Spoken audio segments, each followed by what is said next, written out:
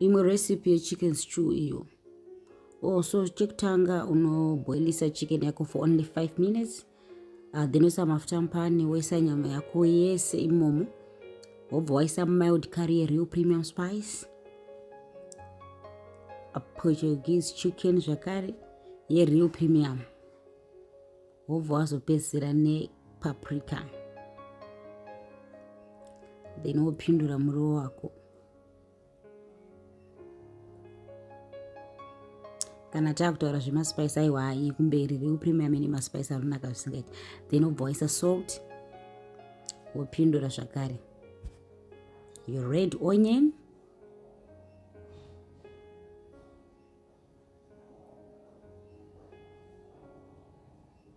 woisa matomatoes ako, wobva wavhara nelid. Then wavhara nelid, woisa 1 teaspoon or 1 tablespoon yetomato puree, wopindura muriwo wako.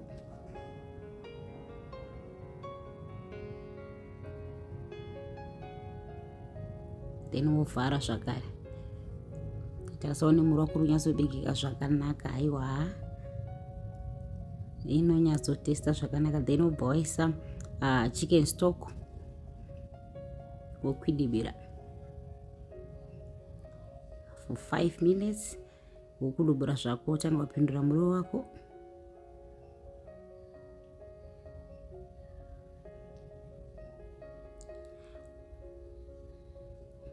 Iyo chicken yako iyo ndo mabikira atinoita isusu imwe chicken stew.